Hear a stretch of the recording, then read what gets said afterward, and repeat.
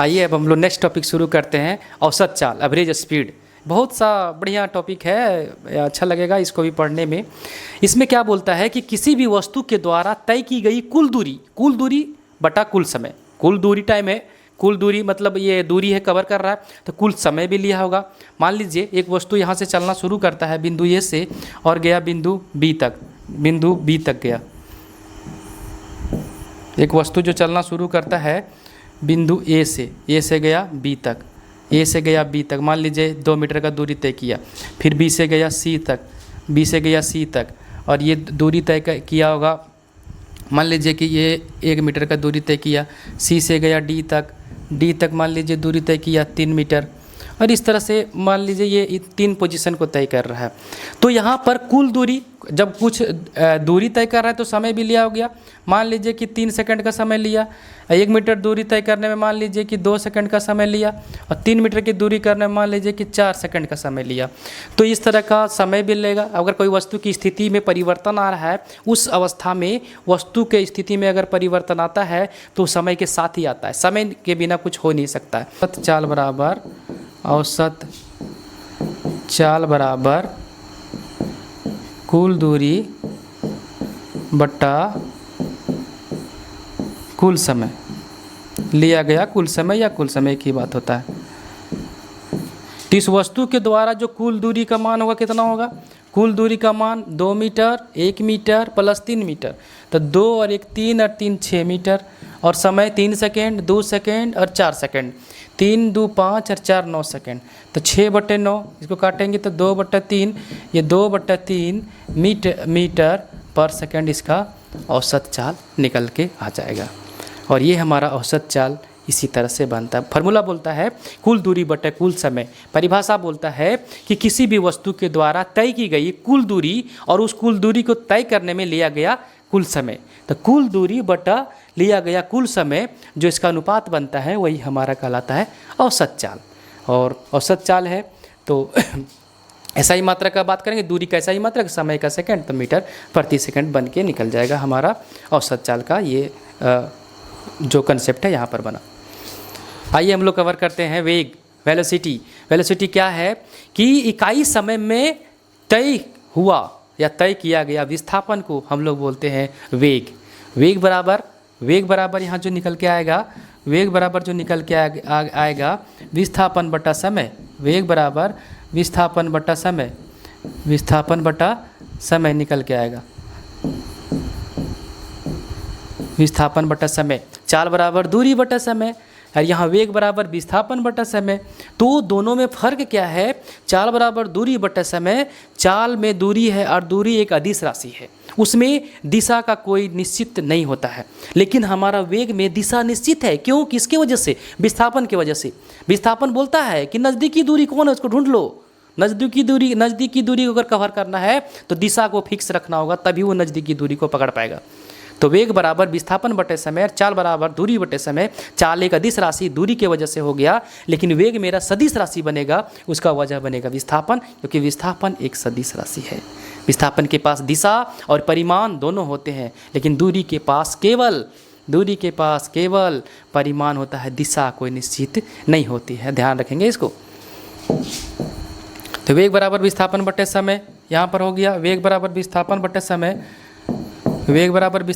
समय। अगर इसका SI मात्रा का बात कर लेते हैं हम लोग, अगर SI मात्रा का बात करेंगे तो क्या बनेगा देखेंगे, मीटर, और यहाँ पर बनेगा सेकंड।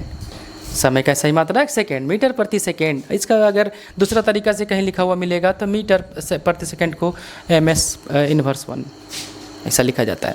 और हम लोग बीमा का बात करेंगे, डायमेंशन का बात करेंगे, तो मीटर के लिए L आ जाएगा, सेकंड के लिए T, और ये पावर इन्वर्स 1 आ जाएगा।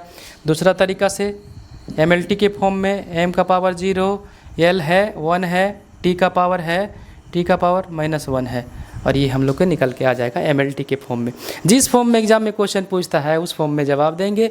क्वेश्चन पूछने का तरीका उसके पास बहुत है, हमारे पास ओनली 1 थिंग्स है, वो हमारा कंसेप्ट है। कंसेप्ट होगा तो क्वेश्चन हम किसी भी तरीक़ा से जवाब देंगे, और जितने भी कॉम्पिटिटिव एग्ज़ाम होते हैं वहाँ पर इस तरीके से क्वेश्चन आपको मिलेंगे। RRB का जो पैटर्न है ओ बढ़िया है, आरआरबी का पैटर्न बढ़िया है।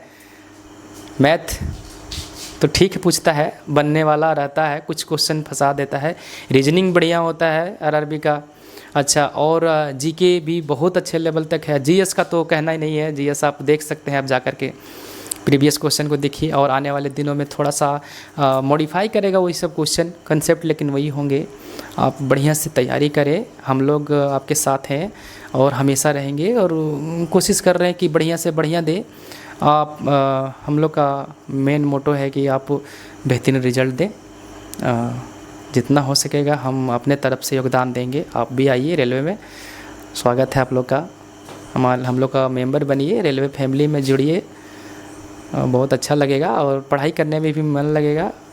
अगर इस तरीके का आपको आप थिंकिंग लेके चलेंगे कि हाँ इस तरीके का है, तो पढ़िए मन लगा करके।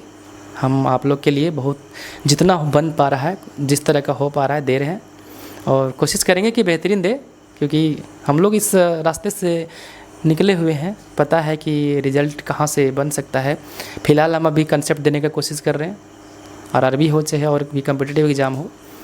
क्वेश्चन तो पूछते हैं बढ़िया, बनेगा आपसे, हड़बड़ाना नहीं है, साथ रहेंगे और इसी तरह से पढ़ते रहेंगे, हंसते खेलते, दिक्कत नहीं है, चलते रहेगा। बढ़िया से मोटिवेट होकर के तैयारी करें, ग्रुप बनाइए आप लोग, ग्रुप बना करके आप तैयारी करें और ज़्यादा फ़ायदा करेगा आप लोग के लिए। और हमारा वीडियो ऐसा ही आते रहेगा जैसे चल रहा है। और न्यूमेरिकल हम लोग, ये मेरा थ्योरी कराने का मकसद है कि अभी जो नेक्स्ट वीडियो बनाएंगे वो इसी का पहले न्यूमेरिकल करवा लेंगे, और इसका पीडीएफ मिलेगा आपको, हमारा टेलीग्राम लिंक देंगे सो नीचे में, और उसमें आप जाएंगे तो पीडीएफ आपको फ्री मिलेगा। हम किसी भी अभी तक पेड कोर्स का मतलब कभी आपने कल्पना ही नहीं की कि पेड कोर्स लाएंगे। हम जितना आप खरीद के पढ़ते हैं हम वो आपको फ्री में यहाँ देंगे, कोशिश करेंगे थ्योरी के साथ साथ न्यूमेरिकल। उसके बाद हम पैटर्न लाएंगे, ऑब्जेक्टिव भी तो रहेगा ही रहेगा, और CBT 1 और 2 के लिए, साइंस के लिए आपको चिंता नहीं करना है। चलिए हम लोग नेक्स्ट अब पढ़ते हैं आगे। रिलेटिव वेलोसिटी,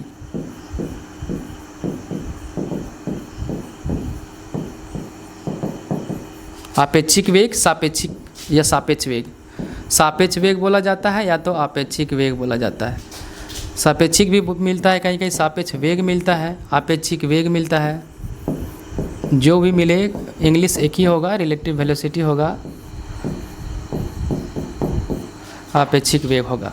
इसमें क्या होता है ना कि अगर कोई वस्तु एक ही दिशा में, कुछ नहीं, सापेक्ष मतलब तुलना करता है। अगर एक वस्तु ये है और दूसरा वस्तु बी है, एक ही दिशा में जा रहा है, एक ही दिशा में जा रहा है और समान वेग से जा रहा है, ध्यान रखेंगे, अगर दोनों का वेग समान है, अगर ये 30 मीटर प्रति सेकंड का वेग से जा रहा है और ये भी 30 मीटर प्रति सेकंड के वेग से जा रहा है, तो दोनों में तो कुछ वेग का पता ही नहीं चलेगा, दोनों का सापेक्षिक में कोई अंतर नहीं, दोनों एक ही साथ चलेगा।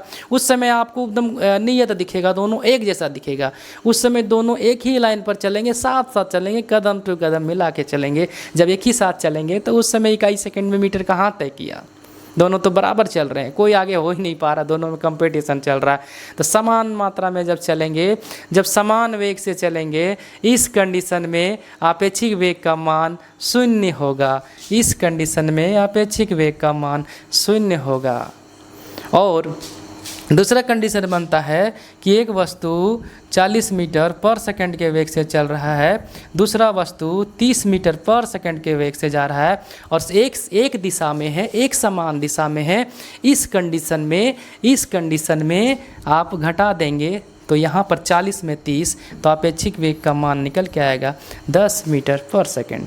इसको तो बनाना ऐसा ही बनेगा, ये आप थ्योरी जितना पढ़ें कोई दिक्कत नहीं, लेकिन हमारा जो कंसेप्ट है ये दो ही पर। एक और है हमारा कि अगर कोई वस्तु विपरीत दिशा में, अगर दो वस्तुएं विपरीत, एक दूसरे के विपरीत दिशा में जा रही है, उस समय उसका आपेक्षिक वेग या सापेक्ष वेग का मान क्या होगा। उस समय आपेक्षिक वेग या सापेक्ष वेग का मान, दोनों अगर विपरीत दिशा में चल रहे हैं तो दोनों का वेग होगा अलग अलग, दोनों को जोड़ करके, दोनों के वेग को जोड़ करके हम लोग निकाल लेंगे आपेक्षिक वेग। देखिए एग्जाम्पल, एक वस्तु इस दिशा में जा रहा है, मान लीजिए ये है, ये जा रहा है 20 मीटर पर सेकंड के वेग से। दूसरा वस्तु जो है ये इधर है, ये इधर से इधर चल रहा है, ये बी है। वस्तु इधर से इधर चल रहा है, ये चल रहा है 10 मीटर पर सेकंड के वेग से। इस कंडीशन में आपेक्षिक वेग का जो मान होगा जुट जाएगा 20 + 30, ये हो जाएगा 20 + 10 सॉरी 20 + 10, ये हो जाएगा आपेक्षिक वेग का मान 30 मीटर पर सेकंड। किलोमीटर पर आवर में रहेगा तो किलोमीटर पर आवर में जुड़ेगा, और मीटर पर सेकंड में रहेगा तो मीटर पर सेकंड में जुड़ेगा।